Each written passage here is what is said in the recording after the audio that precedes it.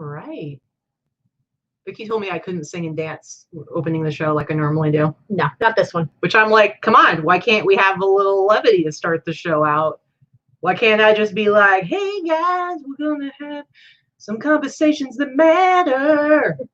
See how much you hate me right now? A lot. A lot. So I did it kind of subdued though. Like I didn't like really go into it and get into She didn't hit the full scatting mode. Yeah. So. I mean, so listen guys, I know that there's probably a good number of you that maybe don't normally watch our show. And so just so you know, if you ever do want to come back for one of our regular shows, do a little bit of scatting, do a little bit of singing. I get a little silly. And this one over here rolls her eyes till they go to the back of her head. But a lot. The point where friends actually made a meme of me with my eyes rolling. That's how much I do it. Yeah. So anyway, I'm Katy. This is Vikki. This is our YouTube channel. We normally talk about reselling. That's what we do. We each have our own small businesses. We sell on eBay. We sell on Etsy. I sell on Grail. You do like Poshmark and Mercari and stuff like that. So our show generally, the topic of it is based on that, and that's what our audience is. But things have been happening. It's 2020. I think that's enough said. It's 2020. I mean, really, that seems to be the underlying theme for everything. It's 2020. So I feel like life as we know it has been absolutely changing over the last few months. And it has been an uncomfortable change in a lot of situations. And I think it's also, even though it's uncomfortable, it's a necessary discomfort. There's a lot of change happening, and this is a really different show than what we normally talk about. But because of the current climate, we wanted to take a moment to use our platform to address the so-called elephant in the room. We wanted to be able to have a conversation about what we've been feeling, about what others have been feeling, and how to offer our platform and use our voice and whatever reach this platform may have in order to have a conversation and create a place where we can be part of a solution going forward and just have an open discussion about racism. I don't know about the rest of you, but with the whole lockdown and it seems like everybody's just like living on Facebook these days, there's been a lot of like crazy conversations over the last few months. And I know, at least for me, it's been really eye-opening to see kind of like how some people who I've been friends with for a very long time think and process things. And some of it's been really painful and it's been really hard. But at the same time, it's also kind of forced us to think about like our own beliefs and like where our own perspective on the world and where our own personal prejudices lay. Because I think that, if we're going to be honest with ourselves and honest with other people, we all carry a degree of prejudice within ourselves. It's the word keeps being used, but the word of systemic racism, it comes because there are internal prejudices that we learn, that we're taught, that environment and upbringing, cultural differences, things that are ingrained upon us, that even though we may not think of ourselves as racist, we all have racist thoughts sometimes and racist things that we've said or done. And when there's an expression that Oprah and Maya Angelou have used frequently, when you know better, you do better. And part of having this conversation is in us acknowledging that we're learning, we're still learning. I know that I'm asking the questions, I'm doing the hard work, and I want to be better, and I want to learn better, and I want to be part of the difference and part of the change. And that's what this conversation is about. Yeah, for sure. And so in thinking about what we could do just in our lives, in our interactions with our friends, with our virtual coworkers, we were just kind of racking our brains of like what can we possibly do? Like what do we have to offer? And like Vikki was saying, it's like we have a platform, but it's not really our conversation to lead. It's not our it's not, we just don't feel like we're equipped or qualified in any way to kind of speak on authority, to take people through this conversation. Right. And so, but what we do have is we have a platform, and what we can do is that we can yield the floor to somebody who we think does have the expertise, does have the experience and the knowledge to be able to take us through this in a way that we can all learn, because I know I'm probably going to learn a lot from this, and I hope that the rest of you are too. So I don't know, do you want Yeah, I just wanted to make to address this. There are a lot of people that will make creative content on YouTube, especially based on current climate, in order to draw attention to their channel or to raise money or to use as clickbait, so to speak, in order to make money on a topic that they think will bring people in. I want to be very clear from the beginning that any ad revenue or super chats or any donations that are made during the show are being 100% donated to blacklivesmatter.org.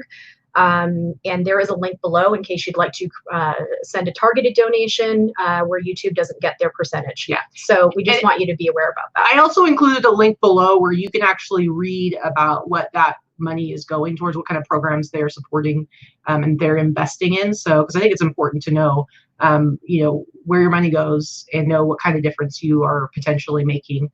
But with that said, should we just bring her out and talk about her while she sits there? Sure. So we decided to ask our dear friend, Dom, as we call her. Her name is Dominique Hollins. A lot of you guys know her because of her previous work with eBay and running the Seller Diversity Advocates program there. She is an amazing human being. I met her 3 years ago at eBay Open in 2017, and her personality and her passion for her work is infectious and amazing and awesome. And she's just one of those people that you really want to get to know. And over the last year, I feel like we've actually become really good friends. I feel like I'm just going to talk real quickly about when I first met Dom. Dom was new to eBay in 2017 at the first eBay Open, or maybe just new to her position at eBay at that time. She was holding a pop-up meeting inside of the main exhibit hall at eBay Open conference. And this is where everybody's eating lunch and going back and forth and checking out the exhibitors tables. It's basically that main busy room where even the pop-ups have very little attendance because they're just in the middle of a whole bunch of other stuff happening. Mm-hmm. I walked by this woman that had started speaking, and I probably walked in about 2 or 3 sentences in, and I stopped. I stopped dead in my tracks, and she was having a conversation about diversity and how she was working on a diversity program within eBay, and that was her conversation. And I will tell you, and I'm not saying this just to blow smoke up her ass as we're bringing her out on the chat, but she is one of the most dynamic personalities I have ever met. If you have had the opportunity to hear Dom speak or listen to her speak, then you know exactly what I'm talking about. She commands a room with her presence, and she is someone that is a very rare breed of person that could be a very, very successful motivational speaker at some point. And it will not surprise me if she becomes like the next Brene Brown, honestly. She's she does that to me. All I knew was that I was drawn to her, and whatever she was saying, I wanted to be a part of. So I can see her reactions down in the little. Yeah, and she's let's bring her cheering right now. Let's bring her out. Come on, enough of us talking because we like to talk a lot. What is happening? Wow, what an introduction! Oh my gosh, now I actually have to show up. What kind of? I don't know if I'm ready for this. First and foremost, wow. Hello to everyone who has mustered the courage to join us today. As you heard from the 2 wonderful hosts today, my name is Dominique Hollins, and today I'm just human. You can call me whatever title makes you feel good about yourself, but you see that title? I'm just a human being. What I intend to do today is to hope that you can see you're human too. Which means all I expect of you is just to do the best of what you're capable of. Many of you have no idea what that looks like. Some of you have morphed and contorted yourselves to fit your current circumstances. And the explosion that has been 2020 has forced many of us to look in the mirror in a way we never have.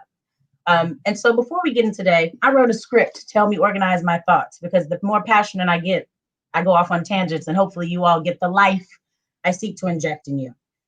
Happy Juneteenth Eve. Tomorrow, Black people, all of the US, all of the world who's aware, but particularly in the US, will be celebrating Juneteenth. What is Juneteenth?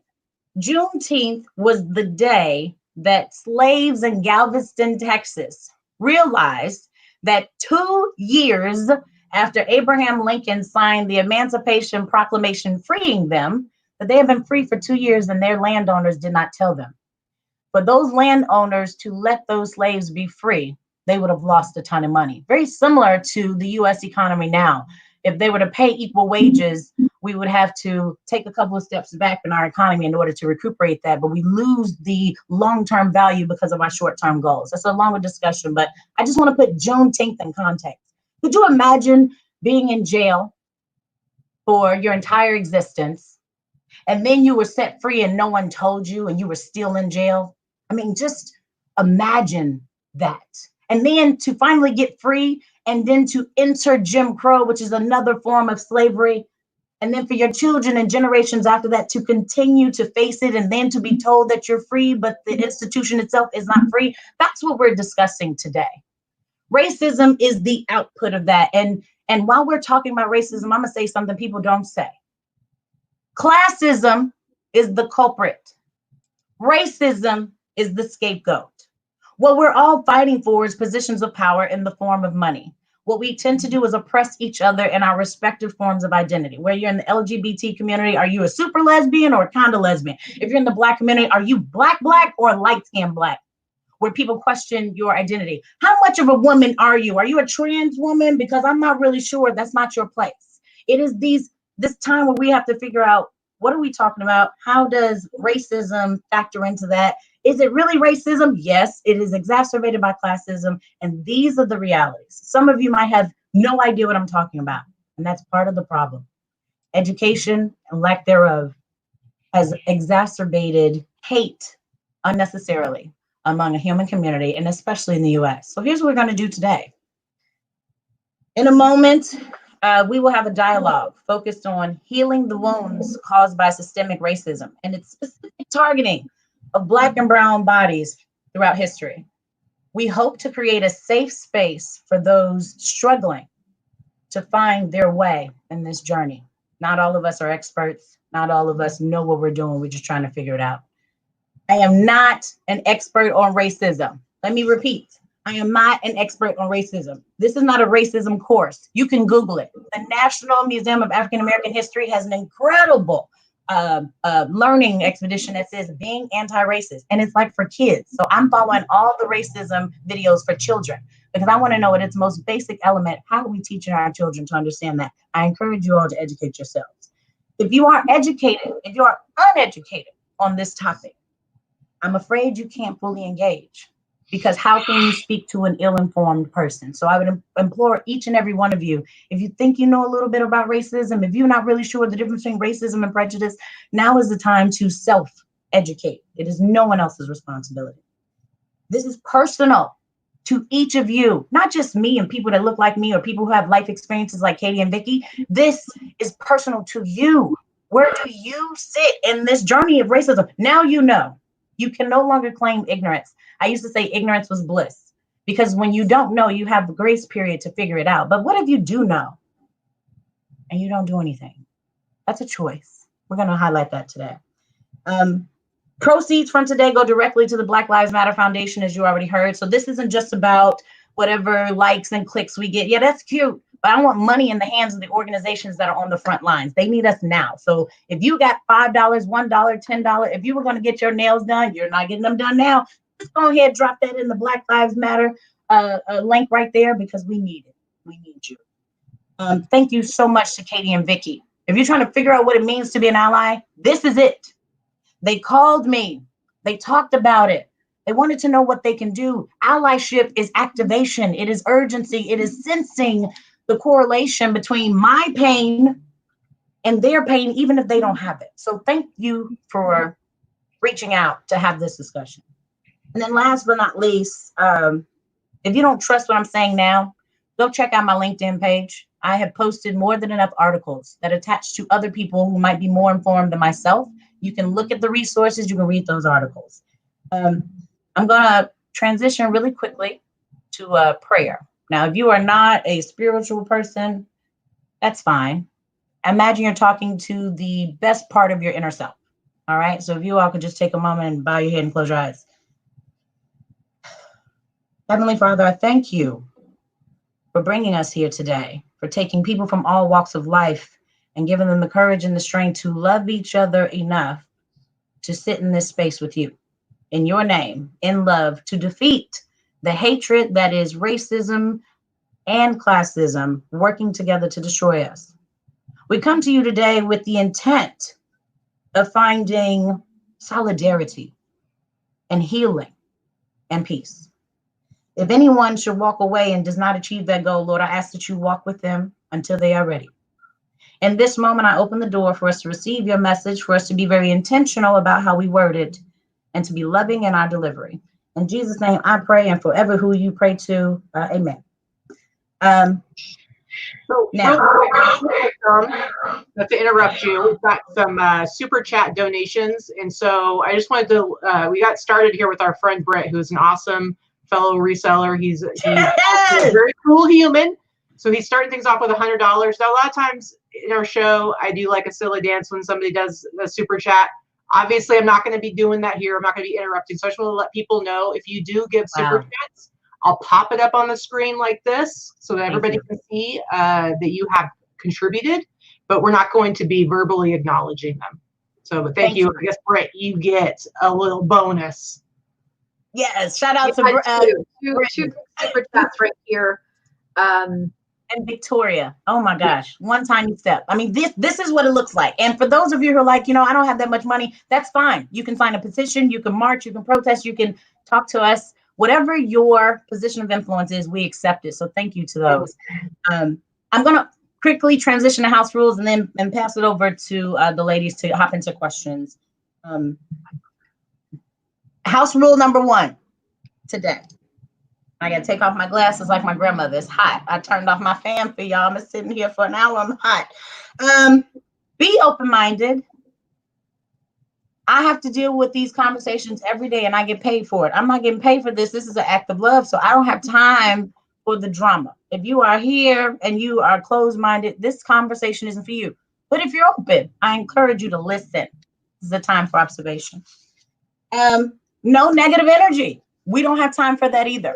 It's what got us here. So if you're not paying attention, we don't need the negative energy. Don't pay attention to my sweat glands up top. So don't bring that here. If you do have negative energy, again, I pray for you, because pain begets pain. It means something is wrong on the inside of you. So I hope that you find the piece that you need to rectify that. Take notes. Get a piece of paper and a pen. I got all the notes. I still got Post-it notes. I got all kinds of stuff. Get a piece of paper. And I'm gonna have some directives for you. So I'm gonna need you to get ready to write some things. As you hear me speak, if there's something that resonates with you, a feeling, write it down, because I'm gonna want you to explore that later. You might not know why now it's affecting you, but later it might hit you. So write down the feeling. You might not know it, just write it down. And then if you have a thought, something inspires you or challenges you, write that down too. What we're doing is assessing your psychology in this process, because if you are not of sound mind and if your health emotionally, psychologically, and mentally is not there, you might not be the best resource on this march, but we are here to help you. And then next is make a decision. After today, you can't claim ignorance. So now you know. What are you doing? What are you doing? What are you doing? It's hard. I get it. But you got to start somewhere. And fortunately, you got people like Katy, Vikki, and myself who are willing to help you. So self-educate first, and then call us when you have gaps and you need more understanding. And then lastly is act. Do something. I gave you like 1,000 reasons on LinkedIn, 1,000 ways to help. They just had a platform. They put it on their platform. Figure it out. It doesn't have to be hard. Just do something. Please act. My story is, I'm going to try to be as quick as I can. I was made by God. I am a spiritual Baptist. And I lead with my spirituality because I learned hate as an American citizen. As a child, I learned to hate my family for being stupid and poor as I depicted them, because I was in gifted classes with wealthy kids, and I was angry with my family because they didn't achieve the same thing. It wasn't until later that I realized, because of systemic racism and the opportunities they didn't get access to, they couldn't build a future that they couldn't afford. So I now forgive and love my family for challenges I didn't understand. I am planted in Africa, 31% Nigerian, 30% Cameroonian, 10% Mali, 12% English, and 17% other. Kind of what happens when slavery takes place. You don't really know where you're from, but apparently pieces of your DNA is scattered around the world, and you may never know what home looks like. I was stolen and replanted. My ancestors were stolen and replanted in Birmingham, Alabama, where I learned Southern conservatism wrapped in Southern hospitality and Jim Crow. And then I was sculpted in Chicago, Illinois, where it's one of the most segregated cities in the North, but there's a respectful acknowledgement of each culture, but with boundaries. And I learned to be a stronger Dominique through Chicago. Chicago Southside pride is where I got most of my strength. I was educated in Washington, D.C., the bastion of history, of American history. There's so much richness in D.C. The East Coast is the epicenter of freedom. It is the heart of freedom for the American nation, and everything in that corridor just sparks innovation. So educated in D.C. by way of Howard University. And then I was amplified in Silicon Valley. I had no idea what I was capable of until I came to California. California is to the United States as the United States is supposed to be to the rest of the world. From the way we handled COVID to the way that we are handling some of the things, we got a lot to work on. But when it's time to show up, this state has really done that. So this is kind of my story. I am a Black bisexual woman who has been oppressed and discriminated against by my own community, by my family, by society. And so basically I can take any punch you have to throw to me because I've seen them. I've had a gun pointed to my head by a young man who wanted to rob the store where I worked while I was 16. He didn't rob me. He hit the woman upside the head, who was a white woman, because she was discriminating against us and he was tired of it. I know what it's like to have a gun head to your head. I know what it's like to see dead bodies in the street caused by a police officer. I know what it's like to have a Chinese woman say that my family said I can date anybody but a Black person. I know what it's like to have darker skinned Black people ask me, Dominique, do you think your fair skin is the reason why you're allowed in this room?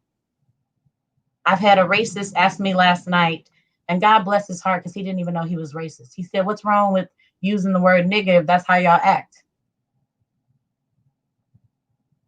This is my story. I'm a compilation of stories. So let's talk about the questions you have so that you and your children and your family members never have to endure what Black people, Native Americans, Hispanics, LGBTQ, anybody. Let's get rid of this shit now. And I say that lovingly and respectfully. Now, on to your questions. So we actually put together kind of 4 questions that we felt like we were seeing come up a lot, particularly recently. And so we kind of, I guess these are like curated questions so that we're going to use them. We're going to take turns asking you, Dom, these questions, and then you will pontificate on them. Yes, pontificate. I love that word. Once we get through these 4 questions, then we should be able to open it up to the chat. So guys, we're not going to be answering questions right now from you, but if you have questions that you're going to want to ask, think about it. And then when it comes to that point, Dom will open the floor to you guys. I do want to say I'm going to try really hard to not get teary-eyed. Those of you that know me know it's already not working. But we have never, ever had this type of response in any of our conversations. You people are showing up and you're putting your money where your mouth is. And I am completely overwhelmed with this right now. Unbelievable. So I just want to put that out there. You guys are amazing. So we already knew we had an amazing audience, but you guys are really stepping up. And I appreciate the conversation that's happening in the chat and the people that are being candid about wanting to learn and why they wanted to learn and how they felt they needed to operate differently. I appreciate that. That's why we're here. So I'm going to ask, we're going to take turns asking the questions. So the first question, and again, this was too important to us to get this wrong. So we needed to script this in a way, and that's not the way we normally do our shows, but it's the way you're getting us today. Sorry. We might be wrong anyway, but whatever. We still might be wrong. This is what we've got. We're going to ebb and flow. We're going to work with it. Ebb and flow.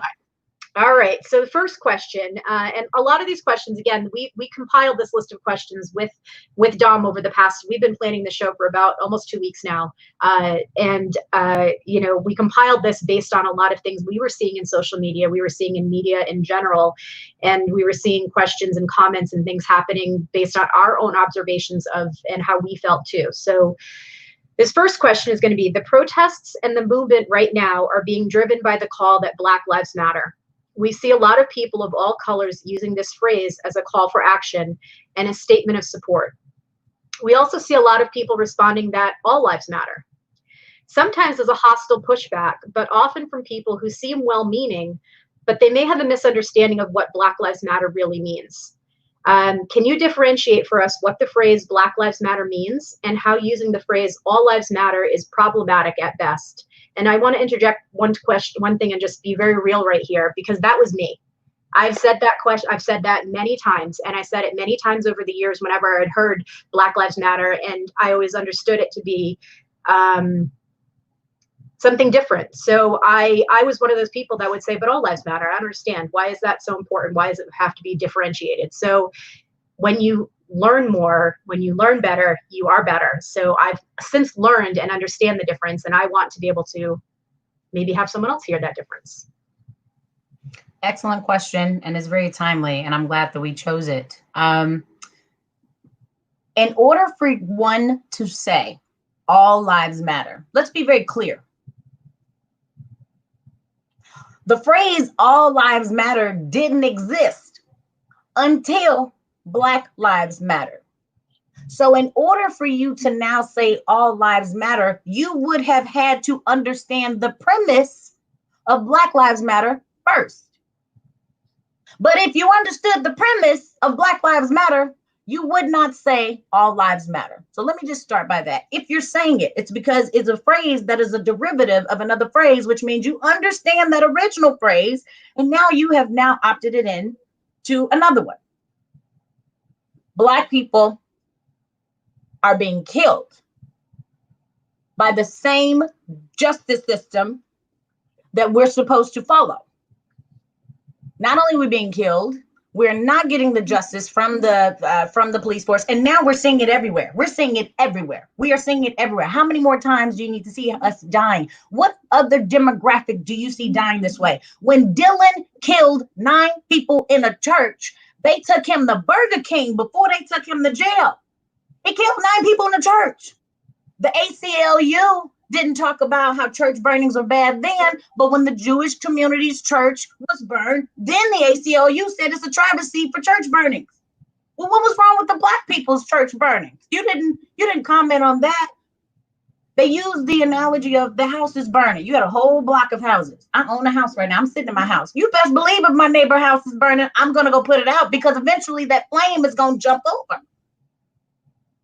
Black Lives Matter is right now, the problem is ours. We are being attacked. We are dying. We are killing. You are fine. You have a house. Your house is not on fire. So why are we putting water on your house, but my house is on fire? Let me make it easier. I made this up 2 days ago. We're talking about equality and equity. To say all lives matter means we're all equal, and we are, but we are not treated as such, and we are not equitable. To say Black Lives Matter is to highlight that we need equity for the Black community. So if everybody gets a slice of pizza, that is equal. Yay, everyone has a slice of pizza. But actually, 7 of those people already had pizza. The 3 people over here never got pizza in the first place. The 7 over there are good. I'm focused on the 3 people. Those are the Black lives. They don't have. They are being killed. Their education system is messed up. We're all working from home. Do you know that digitization in the US is like less than 50%? Half of these people don't even have access to the web, which means that children can't be educated, which means the likelihood of them getting to college or a job has been stunted. Everything we live by is assaulted. We are walking with constant targets on our back. So yes, all lives matter. So let's start acting like it. You are not in danger. We are. Next question. By the way, I'm drinking spinach and celery. It helps to keep me focused. So don't judge me. My mind stays strong, okay? You're judging. You're judging. All right. Next. Let's see. Okay, so the conversations around racism that are happening right now on social media and between people can be, to say it lightly, incredibly uncomfortable. They bring up a lot of emotions, a lot of feelings. Can I pause you right quick? What's that? I feel bad. Before you go to the next question. Yeah. I have not highlighted the elephant in the room. And as a member of my community, I need to correct this. The outrage we're experiencing is a result of yet another murder of an unarmed man at the hands of police. By the time I heard George Floyd's story, I was still traumatized from Ahmaud Arbery being chased down by 3 men with shotguns, and then to watch him lay in the middle of the street while his insides fell out. If you don't like it, I'm sorry. That's the video I've had to watch repeatedly. This is about Breonna Taylor and Eric Garner and Sandra Bland, and I'm sorry because I've lost count because there's so many. So when we talk about Black Lives Matter and you want to say all lives matter, show me a slide with as many deaths at the hands of police that looks like the one that there are for Black people. If you can show me a white one, a Hispanic one, an Asian one, anything else, show me that same amount of death caused by the same set of circumstances, and then you can tell me all lives matter. But until then, don't. My heart and prayers go out to George Floyd's family for having to be the martyr and global change. Now you can ask your next question. Sorry. Okay, thank you. So these conversations can be really uncomfortable, and they bring up a lot of emotions. They bring up feelings of defensiveness, anger, disbelief, sadness. And I think for a lot of people, the word racism is tied to this idea of hatred, overt acts of prejudice and bigotry. So I think it can be really hard for people to hold a mirror up and ask the question or even acknowledge the role that we might play in racism. And so I guess I wanted you to explore the whole idea of balancing feelings versus truth. My father told me, I hope you all can see Malcolm X and Dr. King behind me. This is intentional. If my head is perfectly placed, I'm the intersection between both. My father told me, feelings are not fact. So find out the facts before you act on your feelings. Much of what we are experiencing is an overwhelming lack of knowledge. People are willfully ignorant. What does that mean? I choose to not know. So if you don't know, then you are subject to your prejudice, which is basically an assumption about people based on no personal experience or reference. Completely biased. You made it up because your friend said that when people walk around with baggy pants, I should cross the street. Well, I see young white men start walking around baggy pants and other people walking around baggy pants. Nobody's crossing the street when they come by. So that's a prejudice. You have intentionally identified that community as one to fear. First, read. Why aren't people? I know reading is a lot. Okay, all right. So if you don't like to read, or if you have anything that's preventing you from reading, YouTube, there are videos. Sesame Street just did a whole thing on race. I mean, Sesame Street, I never thought in 2020 Sesame Street would have to teach us about racism. Find out the truth. And then you have to grieve and process. That truth may reveal that you are indeed racist and or prejudiced. I'm going to tell you this. I was prejudiced up until I moved to California, y'all. I had a hard time being in California.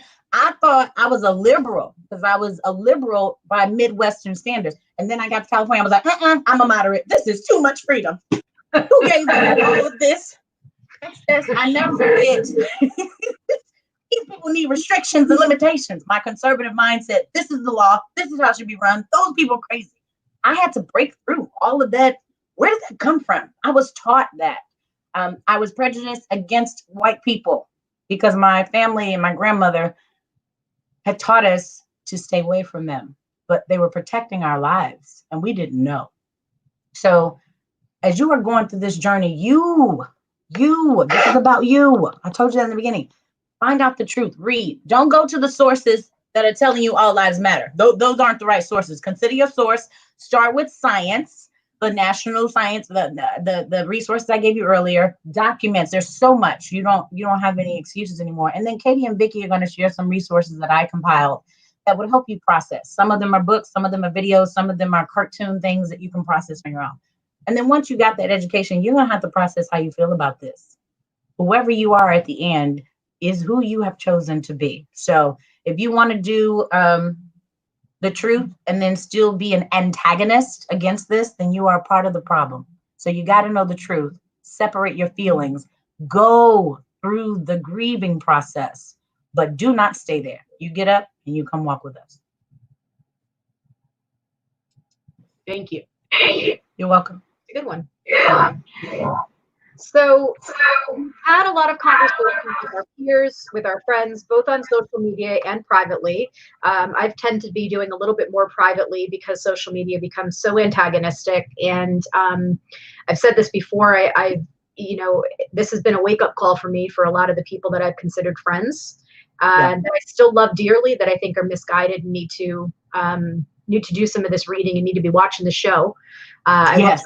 A lot of friends that should be watching this that I know damn well are not watching it, but I'm going to be dropping it in their direct mail messages, so they're going to have to avoid me from now on. This is why I love you, Vikki. This is look at that here. I'm trying to not blow up friendships and family friendships and relationships, but there have been a bunch that I did blow up and they were fine to let go of. But you know what? You might need to. I mean, this is for everybody.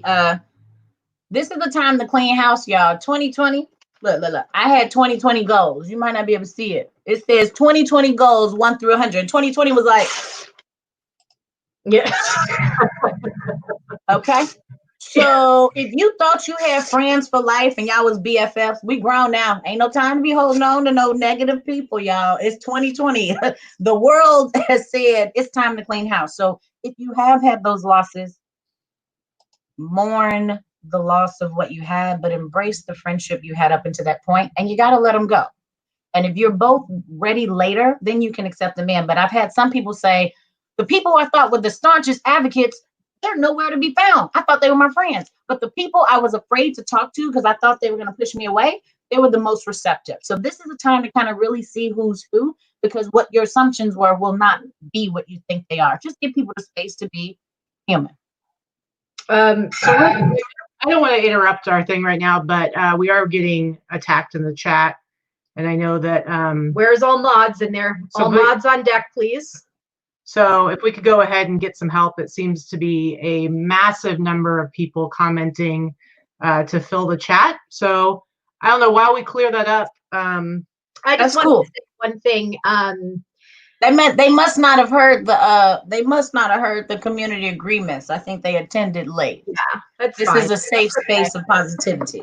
So one of the things that you mentioned was actually the story that I had told you about when I came to my family and friends about Katy, when I left my previous marriage and had to tell everyone that I knew that, hey, not only am I getting divorced, but I'm leaving my husband for a woman, and no one had ever known me to date a woman before because I hadn't.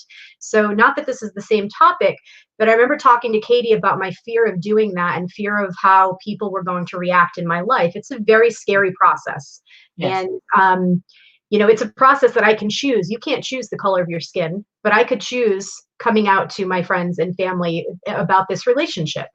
And the one thing that I have to say is that Katy said to me, give people a chance.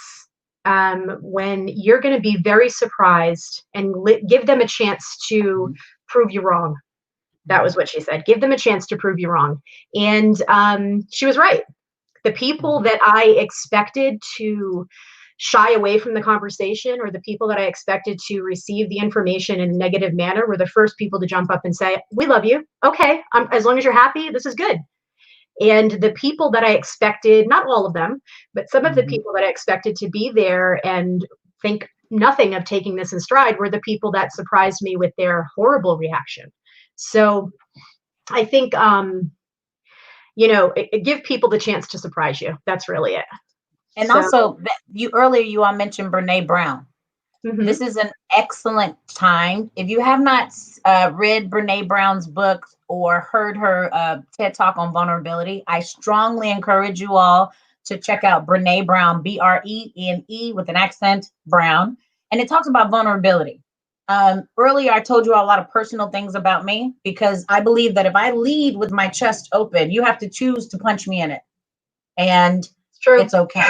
It's okay, because I used to guard myself because I didn't want the punch, which many of us are doing. But if you just open your arms, maybe they'll open their arms too. So I'm glad that you were vulnerable, and that you got to find the love of your life, and that you found the right friends to support you. So same thing in the context of racism. You might not, whatever you find out, just be open and know that somebody might punch you, but it's more about them than it is about you. That's exactly right. So to move on to the next question, as we're trying to deal with some of that stuff in the chat. But well, before you do that, I just want to say, I mean, I think it's actually really helpful that we're getting a great illustration of why this conversation does really matter. Yes. The fact that, we're talking about things being uncomfortable, and the fact that somebody is uncomfortable to the point that, I mean, this isn't one person. This is we do have a bunch of mods actually, guys, helping out in the chat. That's how many people. Hateful acts are happening. Oh, so look at that. An organized group of people are coming in to disrupt this conversation because it is that threatening to them. And I think that just highlights why we're here, guys. Absolutely. Yeah, a lot of all the people who are upset about protests right now, half of your things are being broken because people like whoever's in the chat or whatever brigade has come up, people infiltrated protests to destroy things to make the protesters look bad. Yeah. There are bullies in this world who can't stand the idea of equality, because that means it is inevitable that they will no longer be on the top of whatever they're on the top of. When you have people like us coming in light, coming with positivity, we outshine the darkness. So whatever negativity is happening in regards to this conversation, it's not in this space. Exactly. So the one thing we've heard over and over again from our friends that are white, that is, I would like to say something supportive, but I'm afraid to say the wrong things. So therefore I say nothing at all. We all have these platforms, whether it's Facebook, Twitter, Instagram, YouTube, whether it's your private platform and you've got 300 Facebook friends, or you've got your Twitter following of 300 people or 100 people, it doesn't matter. It's difficult to know what to say or even how to say it so many times. So people just stay silent. They don't want to be part of the problem, but they don't know how to be part of the solution. How can we as fellow humans use our voices to show support? The short answer is to use whatever resources and tools are within your sphere of influence for this cause. And a perfect example is Katy and Vikki. They've been doing this show for years. It's just a part of who they are. One, they had the foresight to say, I want to help. What can I do? What do we got? I got chopsticks. I got a protest. I got $10. What you got? Everybody put your stuff on the table. That's what Katy and Vikki did. What we need right now is for you to just take a moment to think about what's happening to Black people and people of color, but for this conversation, Black people, and how you can help. So if you have a platform, if you're hiring, if you are giving free education, if you are a web designer and Black people all over the place to find a bit, whatever there is a gap and you are integrated, show up. That's what we need right now. In terms of allyship, I wrote a post on LinkedIn that said, solidarity in silence is violence. That post has 35,000 views. Because nope, that's the wrong post. That post has 10,000 views because people reached out and said, oh my gosh, I didn't want to say anything, but now not saying anything means I'm a part of the problem. If someone's getting beat in the street, if somebody gets run over by a car and you see it, and then you just walk off, that's the equivalent of saying nothing right now. So if you want to say something and you're like, well, what do I say? Start with your circle of Black friends. How many do you got? Start there. And if you're like, but I don't have Black friends, don't find them now. Now is not the time to go make them. But you can start to figure out where and how to show up. And that is by participating in shows like this. Like, how do you have those connections? How do you get closer with Katy and Vikki to say, yo, thank you for the show. I didn't want to ask Dom, but how are you all doing it? Start connecting with people to figure out what is your proximity to Blackness. Do you watch our movies? Do you come to our cultural events? Do you like our hair? You can't touch it, but do you like our hair? Like, our culture is being stolen, but you're not really a part of it. So immerse yourself in us. Because if you don't have Black friends, then you can't ask the right questions. You can research it, but we need to be a part of your life. So if you want to be an ally, learn what it's like to have friends from another cultural background. I don't know what it's like to be a person of Indian descent. I speak to a lot of different people from different parts of India and different parts of Asia and of Europe. I am fully immersed. I love it. We can go on vacations and we travel to different countries to get a cultural experience, and yet we will not engage our colleague, and they are Italian or they're any. Just ask them. They might tell you some recommendations. Like, start to fall in love with the diversity of culture. It's amazing. That's why we're American. Freaking amazing. So you want to be an ally? You speak up when you see injustice. And if you're like, oh, I don't want that same target on my back, then you are not an ally. To be an ally is to put yourself out front. If somebody is wounded on the ground or they're being hurt, you basically throw your body over that person to protect them until they are well. As an ally, throw your body over us. We are being killed. I don't know how many nice ways you want to say that. It took 2 years for us to realize we were free. During the Civil War, people get mad because they say, well, Black people are 3/5 of slaves. No, the South has so much power that in order for the North to have a chance, they had to minimize the power based on the slave holdings from the South. So they could only count 3/5 of their slaves, because if they counted all of them, then we would have a worse America than we do today. So, I mean, study your history. Know what this is about before you act. And if you're going to be an ally, go to Katy and Vikki, because they're doing a pretty damn good job of working it out. And it starts with you. We're trying. I'm going to say that this is not for any type of accolades, because we've never done this before either. You know, I don't do false accolades. We've never done this before either. And I'm as guilty as anyone of being in the room while someone makes an inappropriate racist joke and laughing at it, or not saying something about it, or having a friend that uses racist terminology in conversation and not calling it out. I just ignore it. Yes. I've done that and been that my whole life. I will say that I stand up a lot more now, and I don't mean just in the last few weeks, but a lot more now in the last few years than I ever have before. I have ended friendships because I can't be friends with somebody who thinks it's okay to call people the N-word in conversation. I have to draw the line somewhere. There are some things that are not acceptable. And for me, that's my line. That may not be your line, you meaning the people I'm talking to, but that was my line with that particular person. I don't want that person in my life. Is that person a horrible human being? No, I don't think so. But that was too much for me. Not willing to change, not willing to listen. I didn't want that in my life. So I think you have to draw the line somewhere sometimes, and you have to ask. And I grew up in Rhode Island in a Catholic elementary school. I had one Black friend in school because that was the only person that we had of color in my school.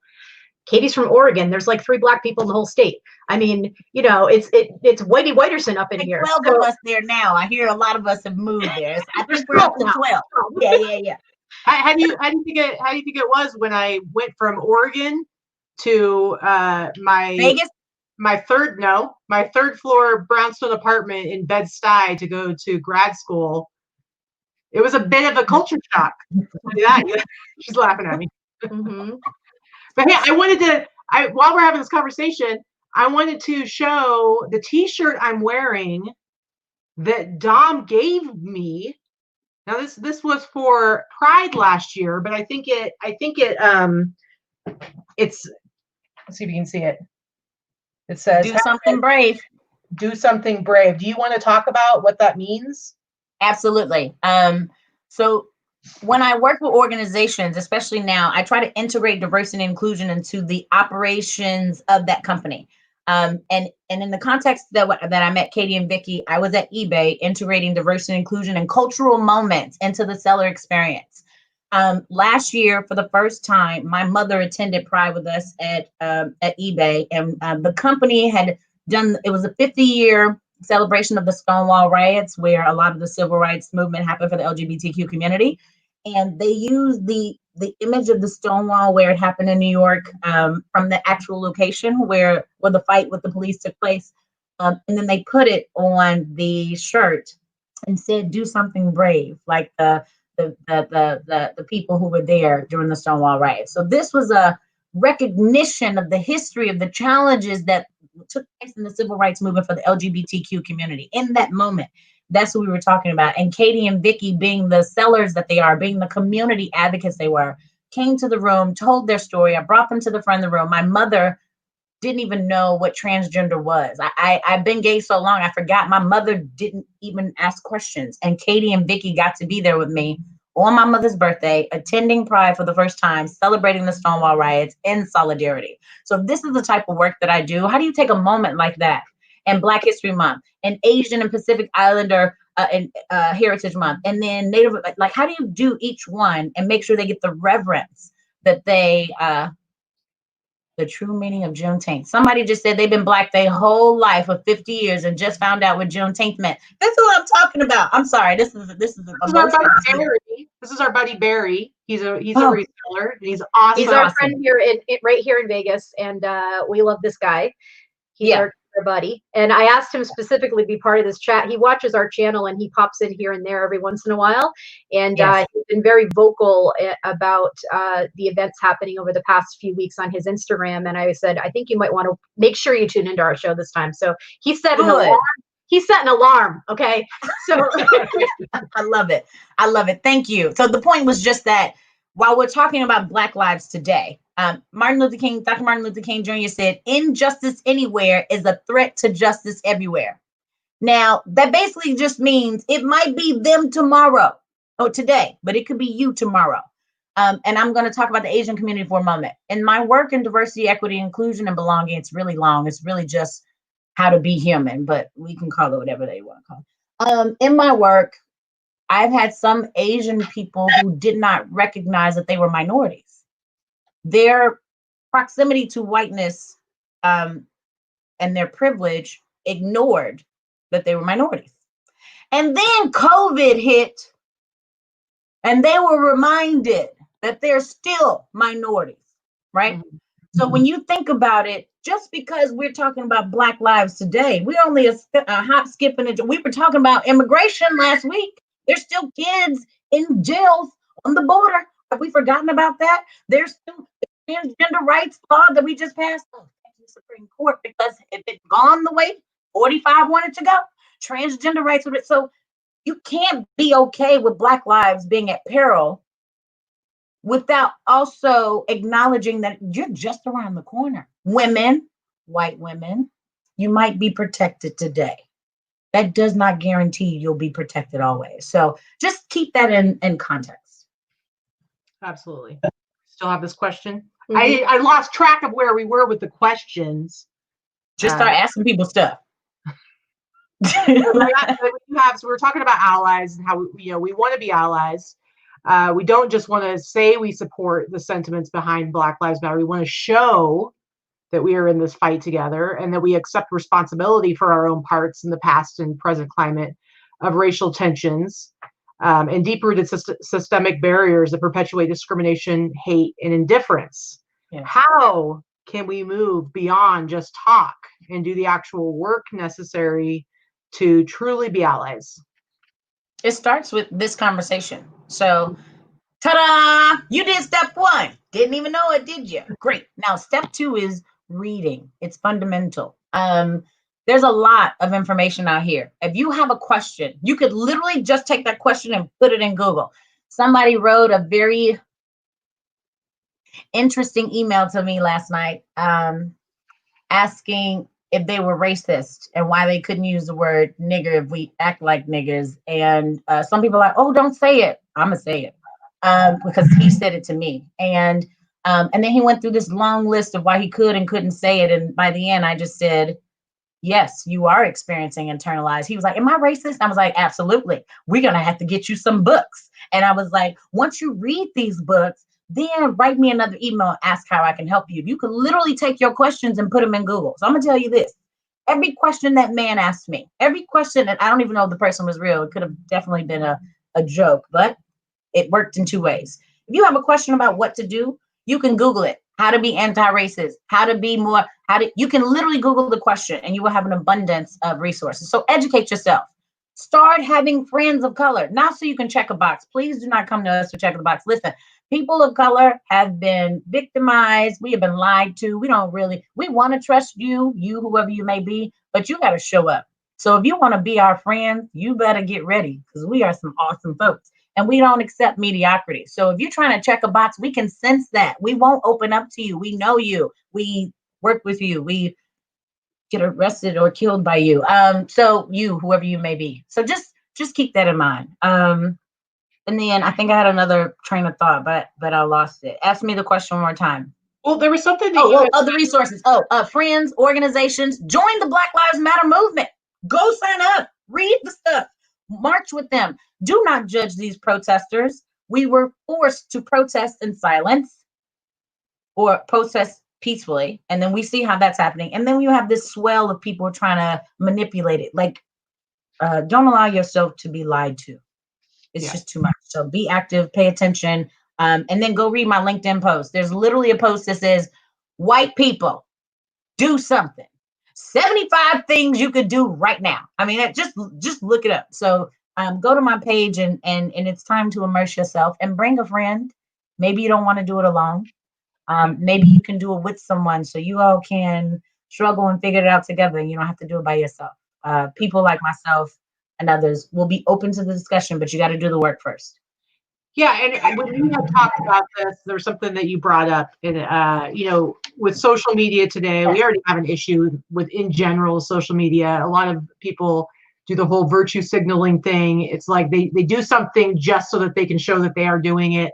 Yes. And you had said something along the lines of kind of like announcing, like declaring yourself to be an ally, as opposed to being invited to be an ally. Yeah. What does that mean?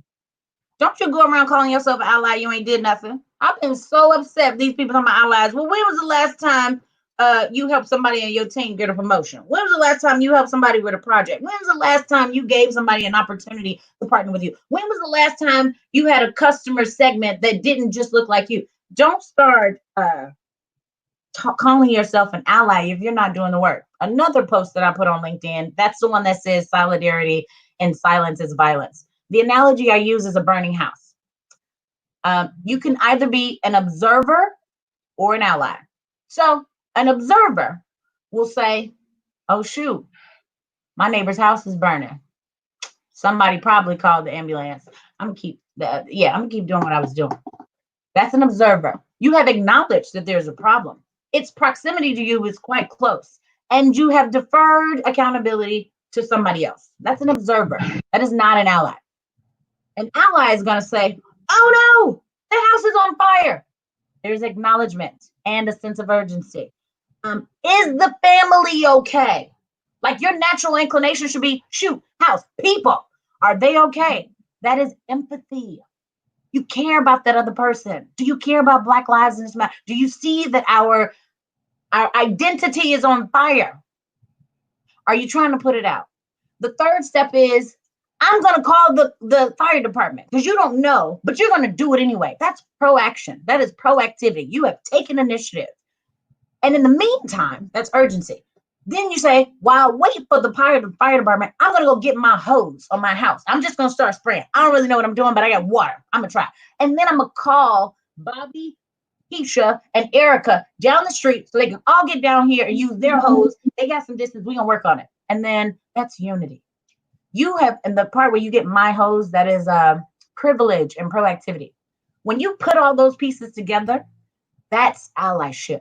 That's what Katy and Vikki did today. They found the water. Not only did they find water, they have you all donating. That's unity. They went and got friends. They gave me a platform. They gave me the space. They took me out of a burning house in this moment, gave me the space to articulate to other people. Thank you, Katy and Vikki. That is allyship.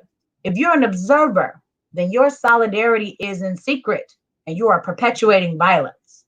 If you are an ally, then Katy and Vikki are an example of the many ways that you can get started on this journey.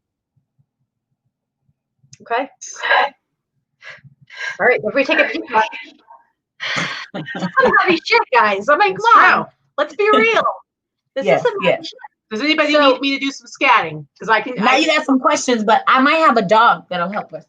Ooh. Hey, we're all about bringing the dogs and the cats into videos here. We got a fur baby. Yes. Aww. So this is Mama's, and she has nicely been here sitting in the heat with me, waiting for us to go on a walk. So now that we're answering questions, she and I will answer more questions. This is just a little bit of delight and joy. She's hot. Liz, I have been crying. Just stop. So, yes, those tears. We did get some questions in. We had invited questions, and other than the one that we were copied on that may or may not have been real last night, we did get some actual questions from one of our viewers that emailed them to me. Perfect. And let's see. This is a good question. Is the term Black versus African American preferred in general? Which term is politically correct? Which term is the term that is preferred? I love that question. I get it all the time. You will hear different answers from different people. So I'll just tell you the Dominique answer. It is a matter of ethnic origin. If you're talking to an African American, they are of ethnic descent, born in America. African American, just like Italian American, Asian American. You were born here. Black is more inclusive because the breadth of our diaspora is huge. We have the Afro-Latino community. We got Ethiopia. We got a whole continent. We got a whole continent, guys. Africa's not a country. It got like a lot of countries. I don't know all of them, but a lot. I came from like 6 of them, according to Ancestry. So we are an entire diaspora.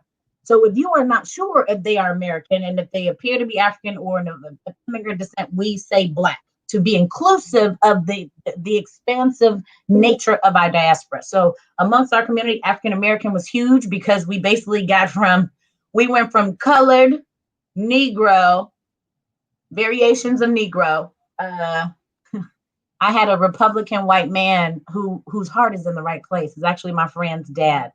He said, "Why can't I call them Orientals and Negroes?" And I said, "Because thank you, Grandpa. Those are labels that were given to us that are not accurate." I said, if you want to call them Oriental, not only is that prejudice, but it's ignorant. They probably are either Mandarin or Cantonese, or they came from a specific ethnic group. If you're talking about Negroes, that's an ignorant label we were given because they didn't tell Yoruba from Igbo and Nigeria and all the other ethnic groups in one country. So you have chosen an overarching label that discredits the identity of all the different people in that makeup. So African American acknowledges me as someone of African descent who happens to be American. But if I'm talking to someone from the continent of Africa who immigrated here and they did not grow up or were raised here, I consider them to be Black.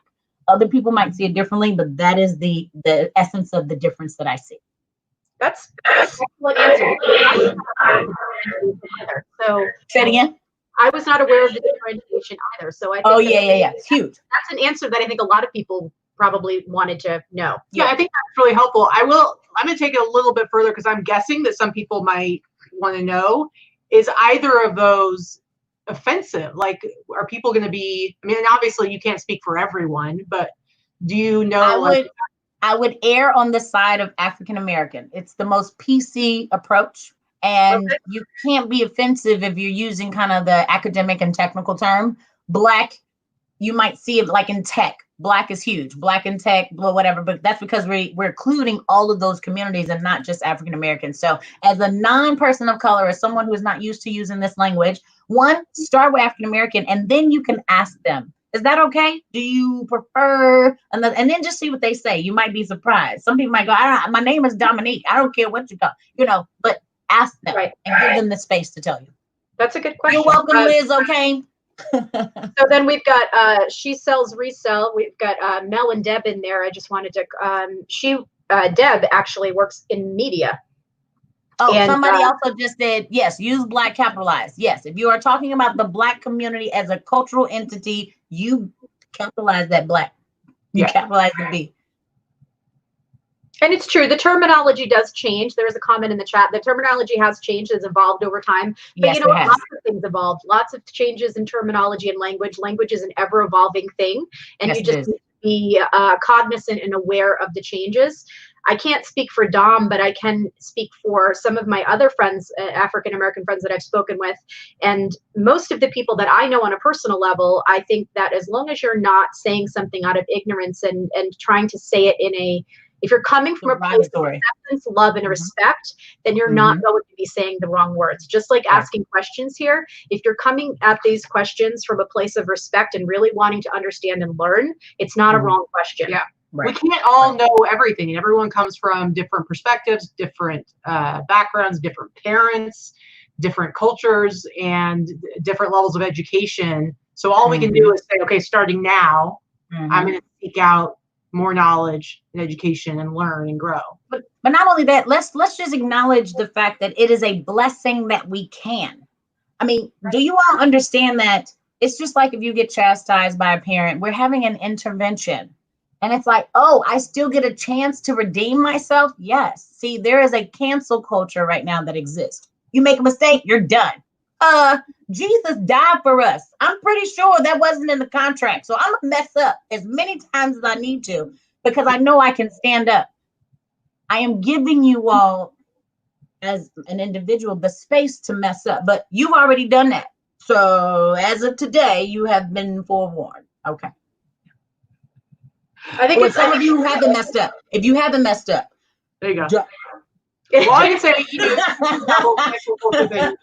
all I can say is, yeah, you're a bit younger than us, but I'm like, thank God I grew up in a time before like video and photos were like so widely, put out there, because man, I said some stupid shit when I was a kid. And when I was a young adult and did some stupid stuff, and we're really lucky that like that doesn't have to haunt us, and we can grow from here. And sometimes I do feel for people who, the youngins who do some real stupid stuff. And I'm just going to say right here, I understand having this conversation with your family and your friends is difficult, and it may not be something that you're ready to do. It may you want to take it one person at a time. You may not want to have this conversation with your 95-year-old Nana that's in the nursing home about how she doesn't use the right terminology. You're not going to change her at this point, and that might be a conversation that's not even worth having. And I don't want to say that no conversation is worth having, but pick your battles. You want to come at someone that wants to have this conversation because they want to have the conversation, because you think they may be open to it. It really, it's always it's about intent. God love her. My grandmother died during the middle of COVID, so we were not able to have a funeral. So she died 2 months ago, and she was 96 years old. And I'm pretty sure she still used the term Negro. And I will tell you right now, she didn't have a hateful bone in her body, but that was the way she was raised, and that was the word that she used. And I don't think she ever knew or really understood that it was supposed to change. Right. It didn't come from a place of hate, but I wasn't going to change her at 96 years old. Yeah, and my friend's dad, who asked the question, he was in the military. He served. He actually, being friends, she's a white woman, and we actively built a friendship as we talked through our challenges. And she said, "Listen, my family is kind of racist, so I apologize in advance, but there's gonna be some stuff. We just gonna have to work through it." And I said I would do that with her. So just like you experienced your grandmother, he literally looked at me and was like, "Dominique, I'm a good person. I just don't know what to say. Every time I say something, people are badgering me on Facebook." I mean, this man is like 70. So we got to give people the grace to at least try. And you never know, your grandmother may or may not be receptive. When I came out as gay at 12, my grandmother, who took me to church way too many times a week, said, "I love you, baby, but you going to hell. You know that, right?" And I was like, what do you do with that? And now my grandmother asks about the women that I date. So you got to give people the space to learn to love you and to reevaluate their identity, because identity is evolving. And then the last point is, the LGBT community used to just be gay. Gay was like the all-inclusive term. And then it was like, no, you're gay or lesbian. Okay, all right. No, gay, lesbian, bisexual. Okay, gay, lesbian, bisexual, transgender, QIAA plus WXYZ. It's just sexuality. We done gave it 37 letters. Now we over here talking about diversity, equity, inclusion, belonging. Human? Just call it human. Like, what does this human need that human can have in the same environment and still flourish? So whatever we call it, give ourselves the space to evolve, because we are human and we are capable of such, and I expect it of you. Absolutely. Let's see, this is a good question. This is actually a reselling related question, and it's something that has recently come up on eBay because they have changed their terms and conditions regarding Black Americana. Much like Etsy, who has pulled it from their listings a long time ago, it hasn't been allowed at Etsy. eBay has allowed Black Americana to be listed in the on the platform for many years in the way that a lot of people like to list historical things for collectability. And I'm not going to get into the right or wrong about that necessarily, because it's not my place to say, but they no longer allow it. So the question was, is it going to be allowed on eBay? As of yesterday, I believe that it is no longer allowed on eBay. Your listing will be pulled down, and you will not be able to relist anything. If it hasn't been pulled down yet, it will be. You should probably take it down yourself. Is reselling Black Americana considered offensive? I'm going to be honest. I don't even know what Black Americana is. So like a vintage 1920s Mammy cookie jar. Oh, that's terrible. Oh my gosh. Yeah, we don't need any of that. Oh my goodness. Yeah. That would be considered Black Americana. Vintage. So I think maybe people like could take note of the change that Dom's face went through when it hit her brain of what it was. Yes. Sorry. Yeah, I didn't. Also, over the years, this has been a very big topic of conversation as a reseller. Yes. I've sold vintage for many, many years. And even within the African American community, there's some disparity on that conversation, because some people like to preserve that part of history and collect it for future generations. And then there's other people that are reselling it or glorifying it in a different manner that is inappropriate. So when you don't know the intent of either the seller or the purchaser, most people are kind of left it up to whoever wants to sell it, then sell it. But now I'm hearing that no, it's not a good thing to sell. Yeah. So let me just say, first and foremost, I do not represent eBay anymore in any capacity. I have no insight into those decisions. So any further reading on that, I would defer to eBay's website. Part two, and now learning what Black Americana is, it sounds like somebody even made ignorant sound fancy. Black Americana, who makes this ish up? Sorry. Yeah, I've hated the whole blackface. You got the whole Prime Minister of Canada. He did blackface. There's a whole bunch of y'all on this call that probably did blackface, or your parents did blackface. Then you got the Aunt Jemima and the Uncle Bens, and I saw the post. Listen, y'all, if y'all don't understand that the origin of that ignorant-ish was because they saw us as being your caretakers when we were slaves on the plantation, and we had to literally, for Black women slaves, one nipple on our own body was for our Black baby. The other nipple was for the white baby that we took care of with our Black body. And then we were told that if you switch nipples, you would get a lashing because it's like two different water fountains on our Black bodies. So if you want to celebrate Aunt Jemima and Uncle Ben and the slave references in modern day, shame on you. But if you didn't know, you're finding out today. But that's the origin and the ignorance of the things that are out there. We are kings and queens, and we're treated like servants all the time. And I'm not saying that to be pompous. I'm saying that is the origin of where we came from. The strength in the continent of Africa is not a mistake. And to come into American society and to constantly be stripped away and told how to use my nipples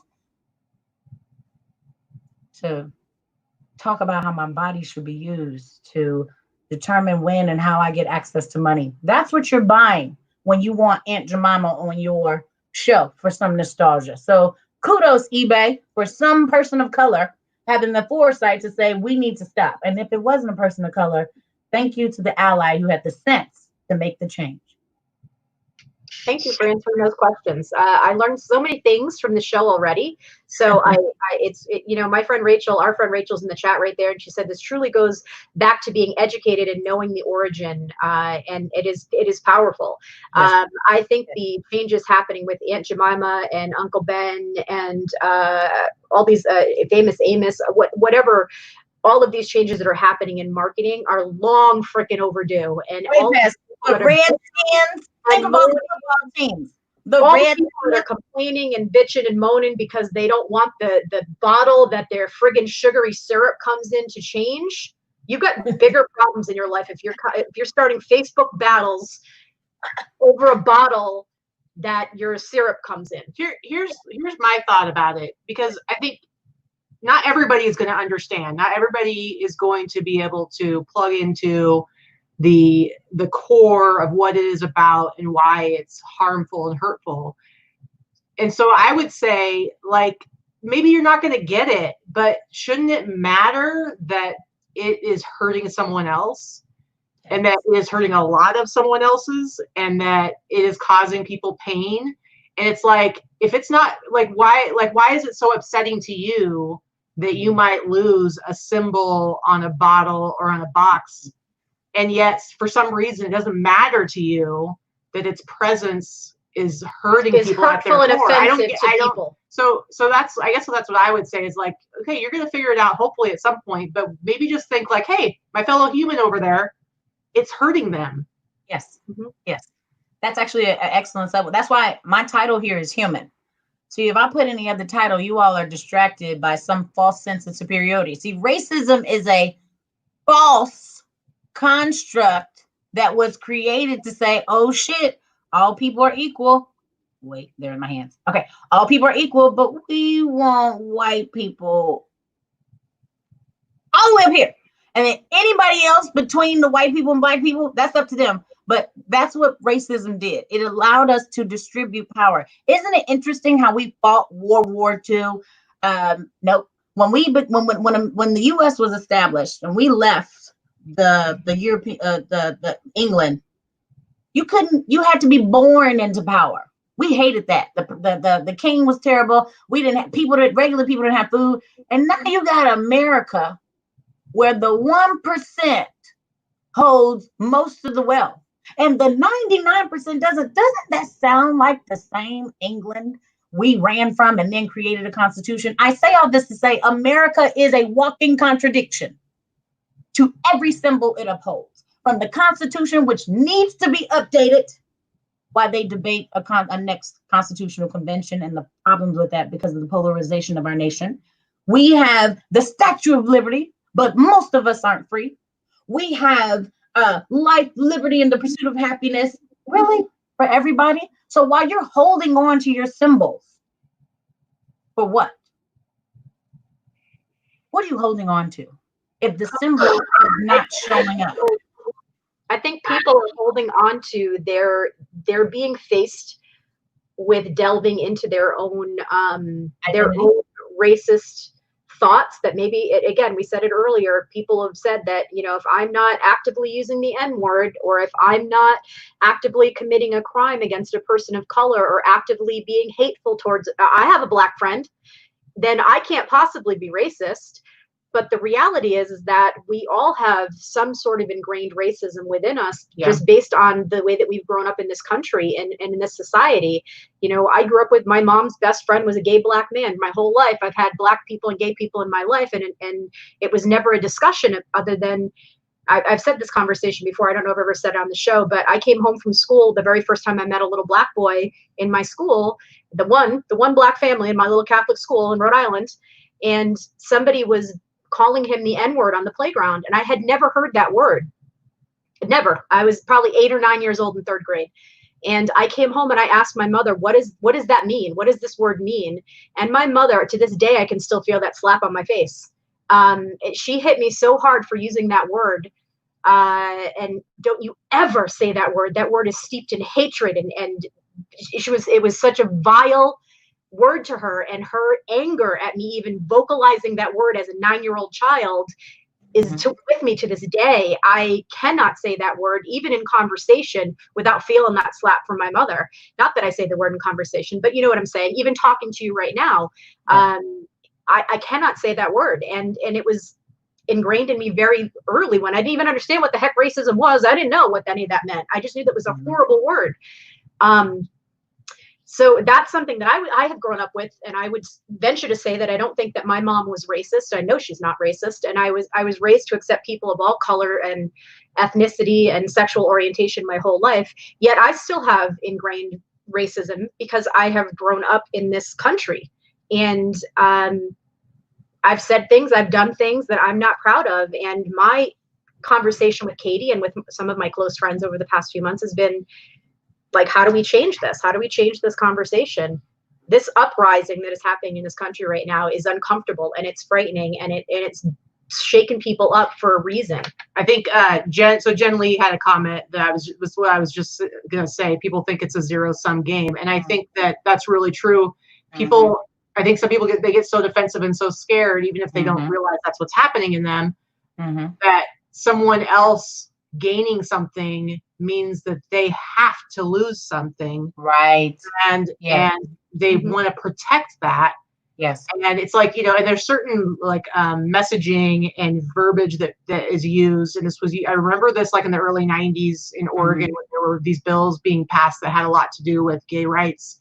And it was always being said like, well, they don't need special rights. Why are they getting special rights? Yes. And it was like, but it was really about them just being treated like everybody else. And equity. It was about equity and getting them to get caught up with everybody else versus taking away from everybody else. But sometimes in order to be made whole, you might actually have to take from everyone else because there has to be a redistribution of resources, but to make it fair for everybody else. So I won't say that it's not zero sum, but in some capacities, yes, and in some capacities, not. There's a lot more room for us. I feel like the trade-off though is that everyone's lives are so much richer. Yes. You know what I mean? Like it's kind of like the idea of like, I want to be surrounded by people that I feel are smarter than me, better than me, stronger than me, more successful than me, because it gives me something it elevates you. It elevates me. Exactly. And I feel like a lot of, you know, like this angry brigade that came in to take over our chat that was clearly organized and sent by someone. There was such a level of anger and discomfort for them. Yes. Because all they can think is that they desperately need to cling to what they think they have, that they think we might be taking from them. And the only way to elevate themselves is to tear us down. And it's that thinking that just it's so destructive. And it ends up hurting them more than anyone, in my opinion. It does. Michelle Obama said, when they go low, we go high. Now I'm going to tell you, Michelle Obama and I are both from South Side of Chicago. We both went to the same high school. When she said that, I was like, no, when they go low, I want to go and kick them. That's the perfect time. That's me. That's me. But I was like, that's not being the bigger person. If they go low, I should probably jump over. And to that point, this isn't a space to convert the people who have chosen hate. If they made that decision, place your spirit elsewhere. I'm used to people not liking me. At this point, it's fun because I expect them to come out of nowhere. It means I'm doing something right. If everybody like you, you ain't doing something right. Two things I want to point out, and I want to give Tamara Agostino, but they don't care about black and black. Oh, there it is. All right. We're going to have to address Tamara's comment before we get off. But two things y'all mentioned. This is why reading is important, family. There's racism, which is a social construct that was built based on a hierarchy that doesn't exist, that determine that certain people are afforded certain things. The premise of racism is privilege. Power. It's power. Sorry, it's power. So if you don't have power, you can't be racist. I hate when people talk about reverse racism. No, sir or ma'am or gender neutral person. What you are experiencing is prejudice. Your overwhelming ignorance has allowed your perception of a population with absolutely no evidence to drive your perception of them. That's not racist. I can't be racist to know white people to this day who are racist because of the things they do. That doesn't make me racist. I might have a certain sentiment about it. I may have judged them in the past. Not as much today. I'm working on it. And then that's prejudice. That's a prejudice I have to work through. But I can never be racist. I am literally on the lowest. I'm a black bisexual woman. I think the lower than that I don't know who else is lower than that. To any community that's saying me, I'm with you. I'm sorry.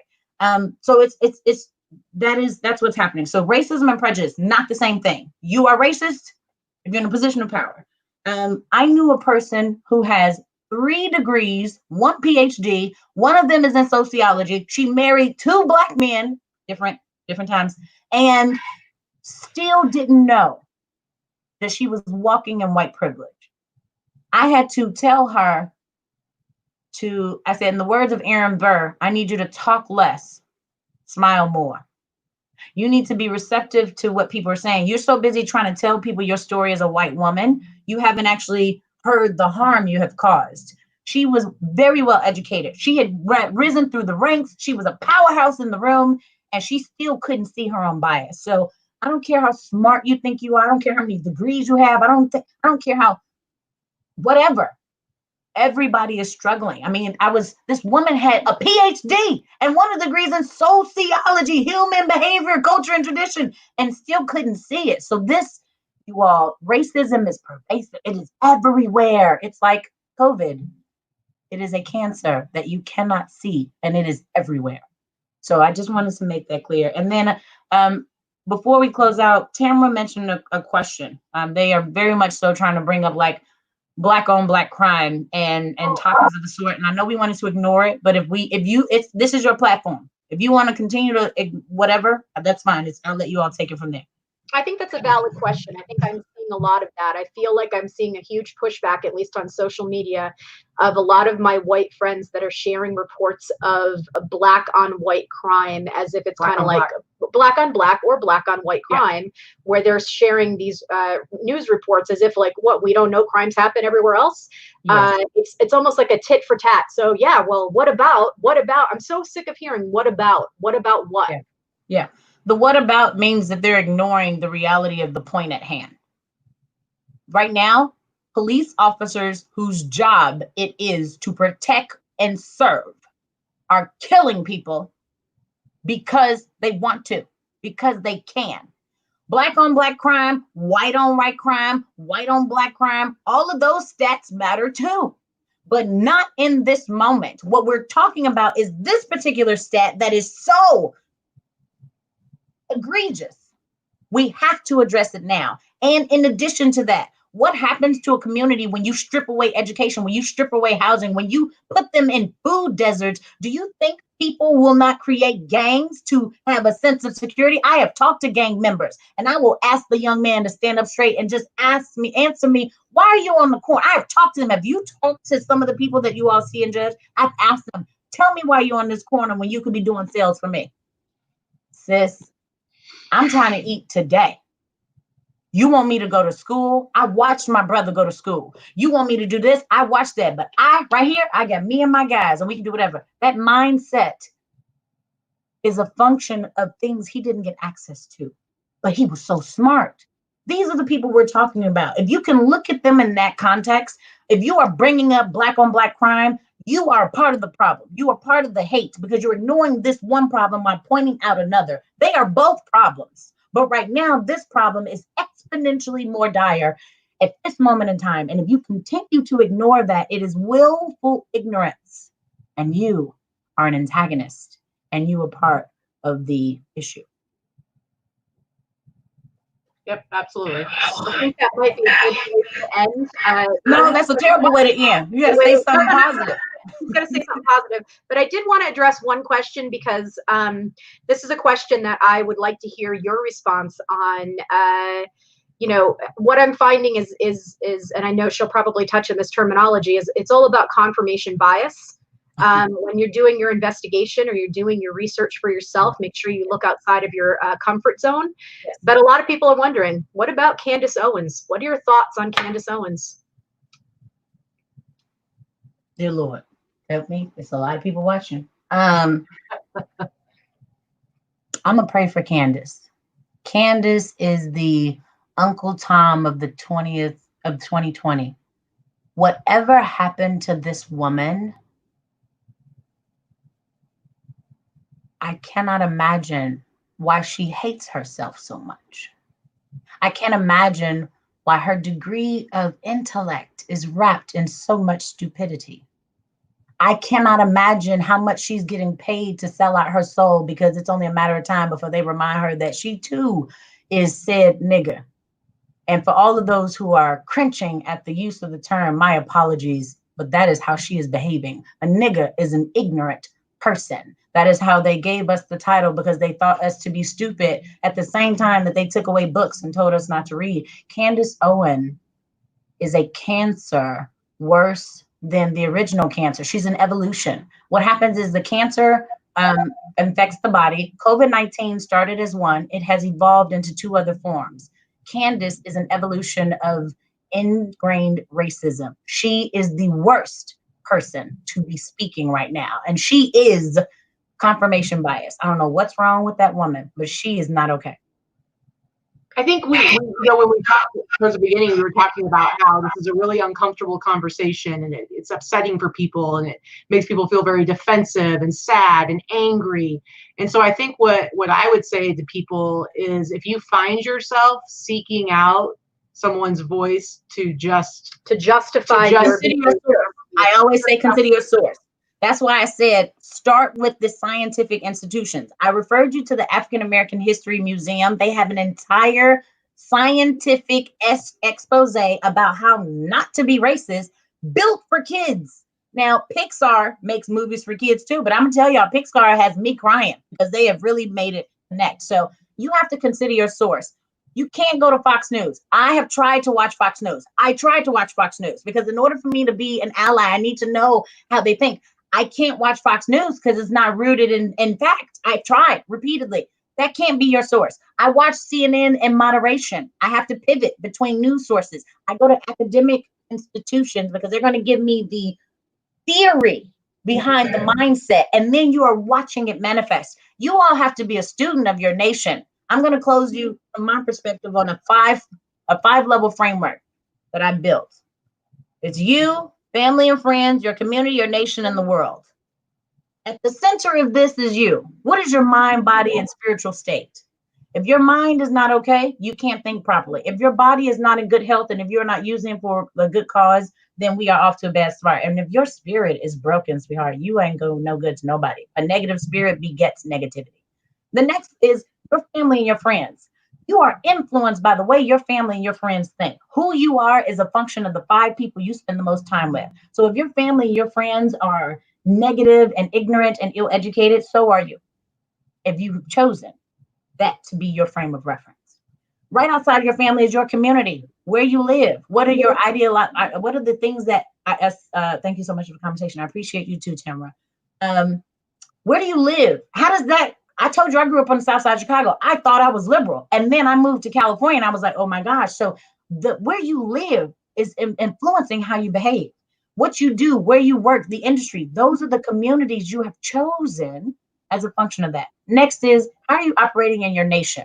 What kind of American citizen are you? We are the land of the free. We are the United States of America. Are you a uniter or are you a divider? And then lastly, the world. If you can be successful in America, you can have global impact. That is what we are built for. It is what we do. If you're not looking at yourself, your family, your community, your nation, and the world, then who are you living for? What are you doing? What do you need? Now is the time for reforming what it means to be a good person, to eradicate hate, to choose love, to be willing to acknowledge when you don't know something, and to be open to learning and building connections. And I hope that you all got that from this conversation today. Pardon my use of the N-word. I know it can be triggering, but it needed to be said. Did it? Yeah, it did. The soft language isn't getting us anywhere. We need to be honest. My glistening forehead is a compliment to my passion on this topic. And thank you, Katy and Vikki, for this conversation and for all the donations. I look forward to seeing how this community made an impact with Black Lives Matter today. Tomorrow is Juneteenth. Read up, study it. It is becoming a holiday for us. We want to be free, but we need you to help us get there. Thank you, everybody. Thank you, Katy and Vikki. Thank you, Dom. This has been eye-opening for us. I'm going to be my cryy self right now and just be like, I'm so happy that you have come into our lives and you are my friend, our friend. And thank you for allowing us to use your voice in helping us guide this difficult discussion, because I learned from you. I've always learned from you when you speak. I think our audience is learning from you, and it's important to me. And despite the people that came in to disrupt the chat that paid for bots to do so, this has been wildly successful as far as I'm concerned, and I don't care if not another person ever sees it. You guys have really come up, and I appreciate it. So That's it. If you really need to look at the links and the resources that we're leaving down below. If you want an action list on how to learn more about the Black Lives Matter movement, to learn more about systemic racism, to learn more about what it's like to be white and to have privilege and why those words are used together, not to be defensive about it. There are books that you can read. And if you're not a book reader, there are movies that you can watch. And if you don't want to watch a long movie, then watch the short movie by Pixar. There's an animated movie in there. There are so many resources that are available to you as a fellow human being that if you want to learn better and expand your mind and open your mind and your thought process, then the information's out there. Yeah, absolutely. Also, white people, are there any white people who are offended? Listen, I think all people are amazing, and especially white lives. And this is why. I probably shouldn't say this, but you all have gone through so many nations and colonized so many different countries. I hope your culture is not one of conquering and destruction. There's so much power in what you bring to the table. I want your whiteness. I want blackness. I want everything that has to do with Latin and Hispanic culture. I want everything that has to do with Asian culture, because we are the cornucopia. We are a kaleidoscope of wonderment. That's what I want you to see. It is not either or. It's and. And I look forward to working with you. Thank you, everybody, for being courageous enough to have this conversation. Absolutely. And we love you, Dom. As your title says, you are a human. You are a fellow human with us. Yes. And we see a lot more humans like you. Thank you. Dom is an incredible human being. We have witnessed, we have been recipients of her strength when she has stepped up to help others, including us, even when it was difficult, even when it came at great cost. And to me, that is an inspiration, and it makes me feel responsible for using what I've seen from her. Now she's gonna cry. Oh, you're crying too. I love making people cry. It means I touch them at the soul. If we all were even a little bit like that, it would be a very, very different world. And I hope that everybody got a little taste of Dom and who she is and what she's like. If we had one person in this chat that was here to cause disruption, that maybe stuck around and heard something that resonated, then this was worth it. Yeah, absolutely. Can you tell me about the necklace you're wearing, Vikki, before you sign off? This is my gift from Katy that she bought me a couple of years ago. This is my Ruth Bader Ginsburg Descent necklace. So, yeah, that's my own little statement. Yes. RBG is your hero. Alexander Hamilton and Harriet Tubman, Malcolm X and Dr. King are mine. So whoever inspires you to be great, go put together a list of those folks and see if you can emulate them and be their legacy. Because I definitely am the legacy of the two men behind me. I love you all. You all have a fantastic day. Thank you, guys. You're welcome. See you later. Bye. Bye.